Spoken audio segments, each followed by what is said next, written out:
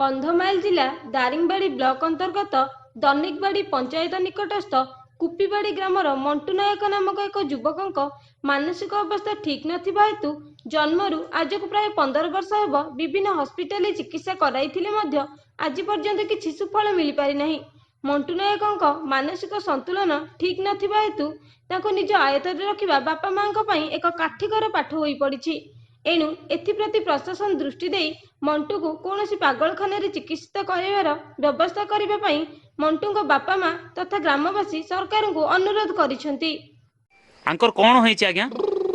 ଆଙ୍କର କଣ ହେଇଛି ଛୋଟ ବେଳୁ ତ ଆଜ୍ଞା ଆମେ ଜାଣି ପାରିଲୁନୁ କଣ ହେଲା ନ ହେଲା। ତାପରେ ଜାଣିଲା ପରେ ଆମେ ପ୍ରାୟ ଆଉ ପଇସା ପତ୍ର ତ ଆମର ଅଭାବ, ଆମେ ଆଉ ଚାଷ କଲେ ବଞ୍ଚୁଛୁ, କୁଲି କଲେ ବଞ୍ଚୁଛୁ। ଆଉ ୟାର 10-15 ବର୍ଷ ହେଲାଣି, ଏବେ 15 ବର୍ଷ ହେଲାଣି, ବଡ଼ ହେଇଗଲାଣି।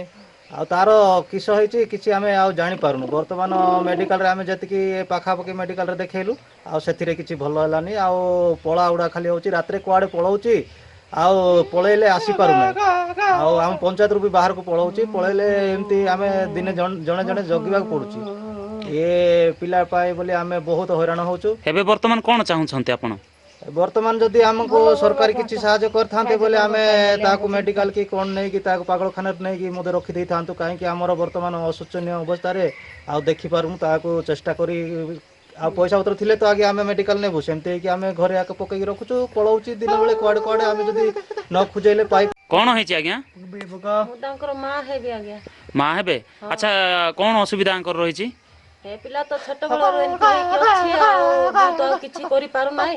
ପିଲାକୁ ଜଗି ଗାଧେଇବାକୁ ପାରୁନାହିଁ, କି ଖାଇ ପାରୁନାହିଁ, କି ପ୍ୟାଣ୍ଟ ପିନ୍ଧି ପାରୁନାହିଁ, କିଛି ପାରୁନାହିଁ। ପିଲା ଇଆଡ଼େ ସିଆଡ଼େ ଖାଲି ପଳାଉଛି। ଆଉ ସେଇଟା ପାଇଁ ମୁଁ କଣ ହେଲେ ସହାୟତା, ମୁଁ ସରକାର ଯଦି ସହାୟତା କଲେ କି ମୋର ଉପକୃତ ହେଇଥାନ୍ତା ପୁଣି। ଆଚ୍ଛା, ସରକାରକୁ କିଛି ଜଣେଇଥିଲେ? କୁଆଡ଼େ ମେଡ଼ିକାଲ ନେଇଥିଲେ? ହଁ, ମେଡ଼ିକାଲ ଆମେ ଦୁନିଆ ବୁଲେଇଲୁ। ଆମର ଯେତିକି କ୍ଷମତା ସେତିକି ଆମେ ବୁଲେଇ ପାରିଲୁ। ଆଉ ଏବେ ଆଉ ପଇସା ପତ୍ର ନାହିଁ, ଆଉ ବୁଲେଇ ପାରୁନୁ। ଆଉ ଘରେ ପକେଇକି ଆଜ୍ଞା, ଆପଣ ଏଠି ଗାଁର ଲୋକ କି? ହଁ ଆଜ୍ଞା, ଆମେ ଗାଁର ଲୋକ। ଏ ପିଲାକୁ ଏମାନେ ଏବେ ବହୁତ ଅସୁବିଧାରେ ଅଛନ୍ତି। ଆଉ ତାଙ୍କେ ଏବେ ସେ ପିଲାକୁ ଜଗିକି ତାଙ୍କେ ମୂଲ ଚାଲ ଯାଇକି ମଧ୍ୟ ବଞ୍ଚି ପାରୁନାହାନ୍ତି। କେତେବେଳେ ତ ଗୋଟେ ଓଳି ଖାଇବାକୁ ପାଉଛନ୍ତି, କେତେବେଳେ ପାଉନାହାନ୍ତି। ସେ ପିଲାକୁ ଯଦି ଗଭର୍ଣ୍ଣମେଣ୍ଟ ନେଇଥାନ୍ତା ବୋଲେ ଭଲ ହେଇଥାନ୍ତା।